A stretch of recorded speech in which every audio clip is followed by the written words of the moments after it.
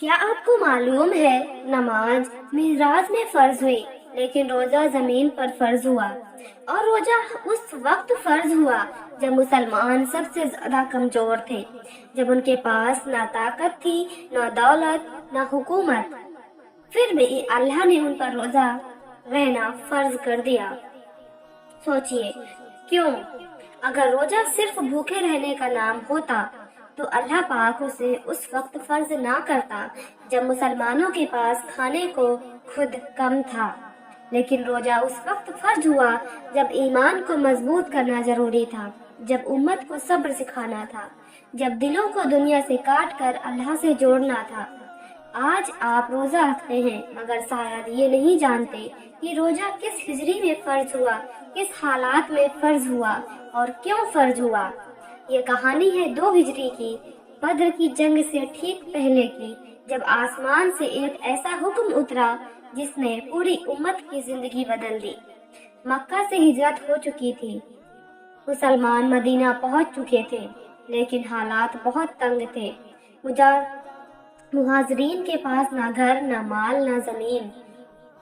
انصار انہیں اپنے گھروں میں رہنے کی جگہ دے رہے تھے، پیٹ بھر کھانا بھی ہر روز نصیب نہیں ہوتا تھا۔ ایسے حالات میں اللہ نے جبریل علیہ السلام کو بھیجا اور قرآن کی یہ آیت اتاری: اے ایمان والو، تم پر روزہ فرض کیا گیا جیسے تم سے پہلے لوگوں پر فرض کیا گیا تھا، تاکہ تم میں تقوی پیدا ہو۔ یہ آیت سورہ بقرہ کی ہے۔ اب ذرا غور کیجئے، اللہ نے یہ نہیں کہا کہ روزہ تمہیں بھوکا رکھنے کے لیے ہے، اللہ نے کہا تاکہ تم میں تقوی پیدا ہو۔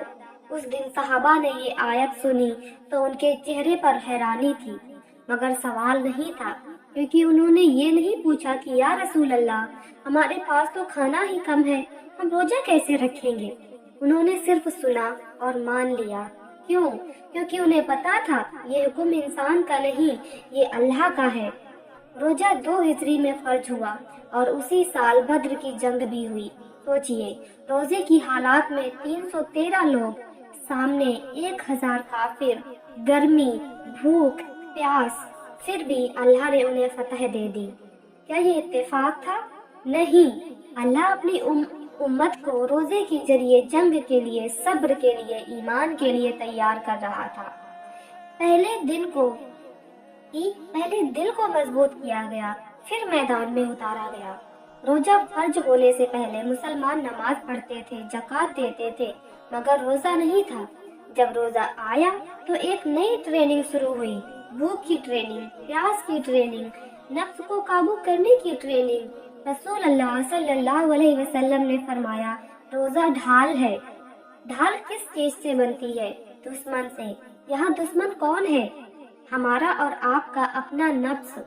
روزہ اس لیے فرض ہوا تاکہ انسان اپنے نفس پر قابو کرنا سیکھ جائے۔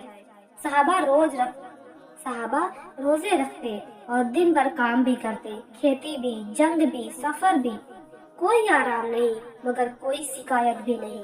کیوں؟ کیونکہ انہیں پتا تھا یہ اللہ کا حکم ہے اور اس میں کوئی راز ہے۔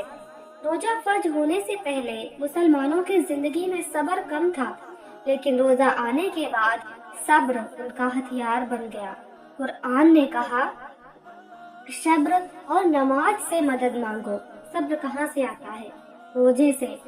روزہ انسان کو یہ سکھاتا ہے کہ جب خالی پیٹ ہو تب بھی گناہ سے بچو، جب پانی سامنے ہو تب بھی ہاتھ مت بڑھاؤ، جب کوئی نہ دیکھ رہا ہو تب بھی اللہ سے ڈرو، یہی تقویٰ ہے۔ اور اللہ نے صاف کہا، روزہ اس لیے فرض کیا تاکہ تم میں تقویٰ آئے۔ صحابہ کا حال یہ تھا کہ جب روزہ فرض ہوا تو وہ خوش ہوئے۔ آج ہم روزہ آنے سے پہلے گھبراتے ہیں، وہ خوش ہوتے تھے۔ کیوں؟ کیونکہ وہ جانتے تھے روزہ اللہ سے قریب کرنے کا ذریعہ ہے۔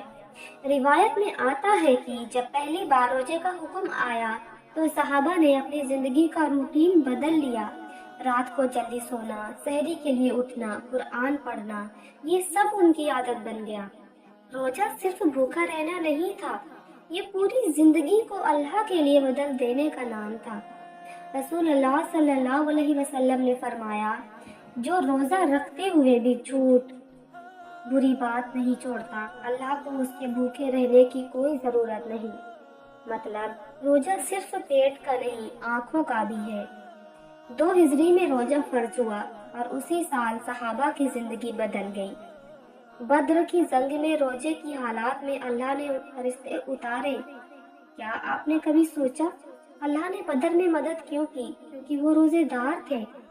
रोजा इंसान को अल्लाह की मदद के काबिल बनाता है। आज हम रोजा तो रखते हैं मगर गुस्सा भी करते हैं, झूठ भी बोलते हैं, मोबाइल भी चलाते हैं, गाने भी सुनते हैं और फिर कहते हैं रोजे में बरकत नहीं। सहाबा का रोजा अलग था और हमारा अलग।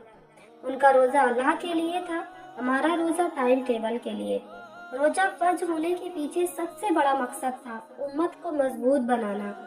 जिस इंसान को भूख कंट्रोल करना आ जाए उसे दुनिया की कोई चीज गुलाम नहीं बना सकती।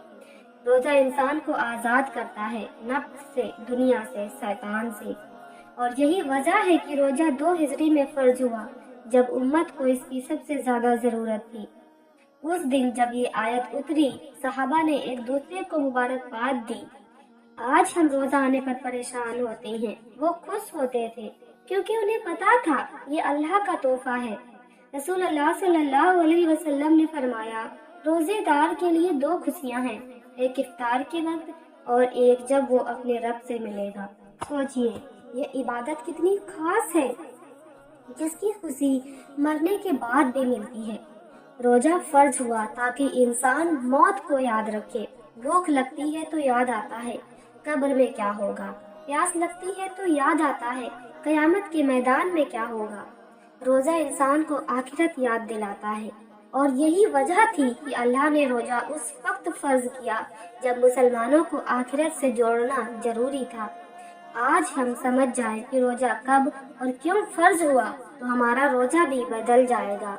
रोजा सिर्फ आदत नहीं रहेगा, इबादत बन जाएगा। और याद रखिए रोजा 2 हिजरी में फर्ज हुआ मगर उसकी हिकमत आज भी उतनी ही जिंदा है। अगर आप चाहते हैं कि आपका रोजा भी सहाबा जैसा हो तो रोजे को सिर्फ भूख मत समझिए, इसे ट्रेनिंग समझिए अपने नफ्स को काबू करने की, सब्र करने की और तकवा हासिल करने की, क्योंकि रोजा उसी के लिए फर्ज किया गया था। और जब भी आप रोजा रखें तो ये जरूर याद करें ये इबादत उस दौर में फर्ज हुई जब मुसलमान कमजोर थे ताकि वो सबसे मजबूत बन सके। आज हम कमजोर दिल के हैं इसलिए रोजे की असली हिकमत भूल गए। रोजा हमें वही ताकत देने आया है।